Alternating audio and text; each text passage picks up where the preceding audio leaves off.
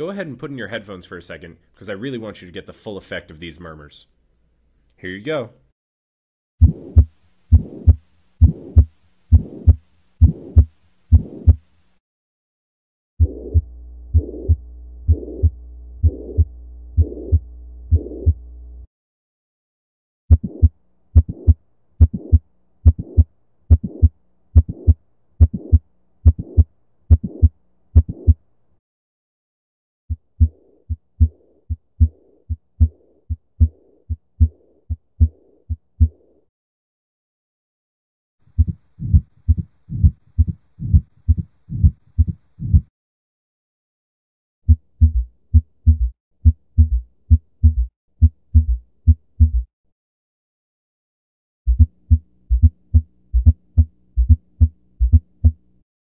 So that was pretty much a whirlwind of 5 pretty common murmurs and some extra hard sounds. And so if that really confused you, that's okay. We're going to go through all the mechanisms of these murmurs, and I'm going to have you understanding it in no time. So as a quick review, we have S1 and S2. And I'm going to write S1 over here again, because remember this is a cycle. And so in between S1 and S2, we have systole. And between S2 and S1, we have diastole. And if you remember, the S1 and the S2 are actually caused by closing of the valves. For S1, specifically the closing of the mitral and the tricuspid. For S2, specifically the closing of the aortic and pulmonic valves. And these are all abbreviated here. Now, murmurs can occur between S1 and S2, and these would be systolic murmurs. And these would be things like aortic stenosis, or pulmonic stenosis, mitral regurgitation, or tricuspid regurgitation. And one other thing that doesn't necessarily cause a murmur, but can be accompanied by mitral regurgitation, would be something like mitral valve prolapse.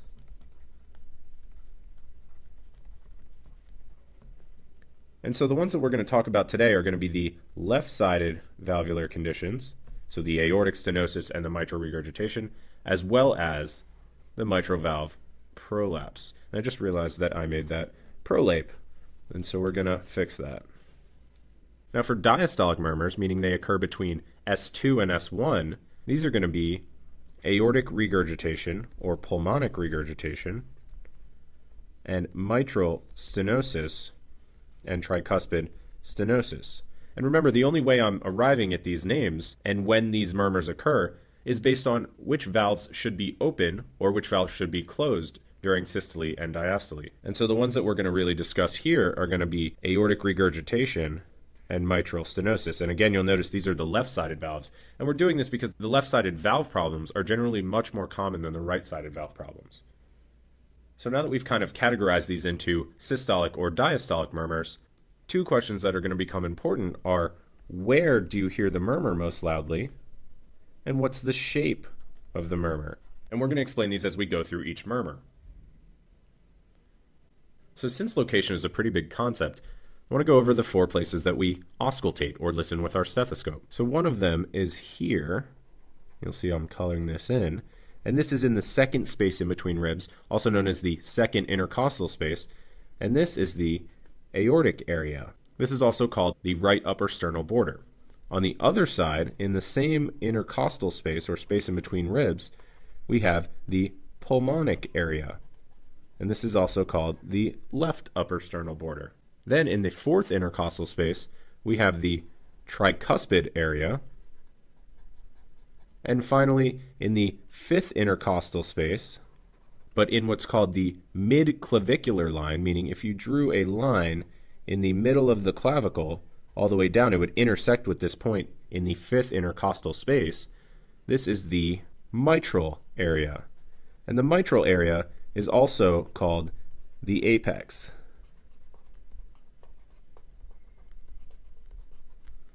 And the reason why we listen in these different positions is because we're actually listening where the blood is expected to travel as it goes through the valve in question. So let's talk about aortic stenosis. And what I'm going to do is I'm going to take you through the progression of this murmur from S1 to S2 in terms of what's actually happening with the valves and with the heart muscle contracting. And so we're going to start off with S1. And so if you remember, S1 is the closing of this mitral valve. And so let's say that this is closed. And so that closing is going to cause what we hear as S1. Now when that closes, the heart actually begins to contract, but it's contracting against a closed aortic valve. And so this valve at this point is closed. And so that's the reason that an aortic stenosis murmur actually doesn't start with S1. There's actually a small time period, small meaning like milliseconds, in between the closing of the mitral valve and when the aortic valve actually opens. And remember, what gives us that murmur is turbulent flow through the aortic valve. And so when the heart starts contracting and builds up enough pressure to open up this valve, the leaflets of the valve will kind of accelerate upwards. And when they finally pop open, remember they're not opening all the way because the valve for some reason is stenotic, then this will first give you what's called an ejection sound or an ejection click, and that's here, and we're going to label that EC for ejection click, and that's caused by these valve leaflets moving up really quick and then stopping really quick and shooting open. And so when the valve first opens, you're going to get a little bit of blood flow through this valve. And as the heart continues to contract more and more, as shown by these arrows, squeezing out more and more forcefully, you get more and more flow. And then eventually, as the heart starts to relax a little bit, and we're going to now get rid of these arrows, you're going to get less and less flow. And so the way that this murmur actually looks, the shape of the murmur, is that, like we said, as it contracts more forcefully, you get more and more flow, and the murmur becomes more and more intense. And then as the ventricle starts relaxing, it becomes less and less intense. And so we call this a crescendo, decrescendo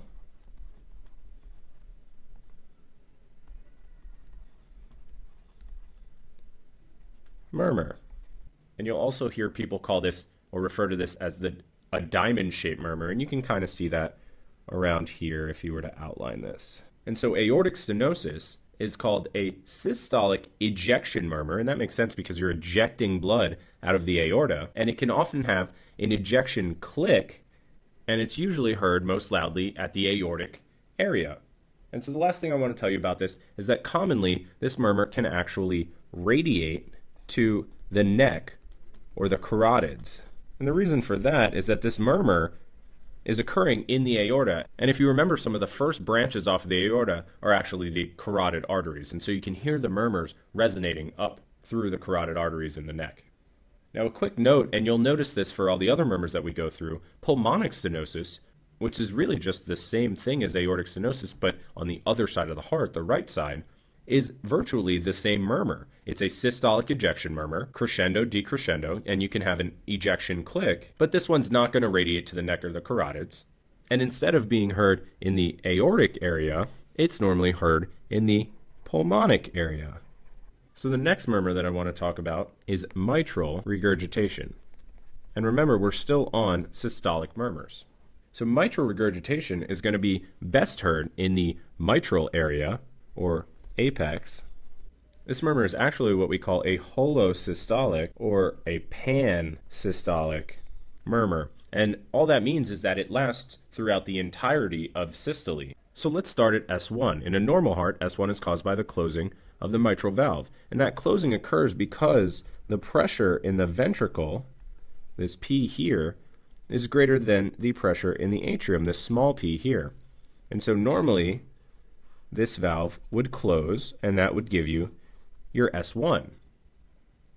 And in addition, you have your closed aortic valve here. But instead of closing, remember we're talking about mitral regurgitation. And so this is a closing problem. And so as the pressure starts to build in this left ventricle, but still with the aortic valve closed, blood is actually getting through this valve. And so that's going to cause a murmur right when S1 occurs. So right as that valve tries to close, it doesn't close fully, and because the pressure is higher in the left ventricle than the left atrium, you actually start that murmur right at S1. Now as soon as the heart begins to eject blood, this aortic valve opens right up and blood comes out this way. But because the pressure remains higher in this ventricle than the atrium the whole time, you actually get flow through this regurgitant valve throughout the entire cycle. And you would think naturally that as the heart contracts harder, that maybe this pressure would become bigger. And the truth is that the pressure actually does become bigger, but in chronic mitral regurgitation, which is what we're talking about, the atrium actually gets bigger or dilates. And so by doing this, it becomes more compliant. And what that means is that it can accept the blood that's coming back into it at a lower pressure. So it can accept more volume at a lower pressure. And as a result, that pressure in the atrium does not go up so much. But because the pressure difference between the left ventricle, which is really high, remember that's the workforce of the body, and the left atrium, which is pretty low because it's just receiving blood from the lungs, which is a low pressure system, the jets of blood that actually come through here make a sound that to our ears doesn't change in intensity. And it occurs all the way until the second heart sound when this aortic valve closes. And at that point in time, a millisecond or so later, the mitral valve will open again and start a new diastolic cycle. So as I've written here, we actually call this a holo or pansystolic murmur. In addition, it's also referred to as a flat murmur because the intensity does not change. And this murmur will actually radiate to the axilla.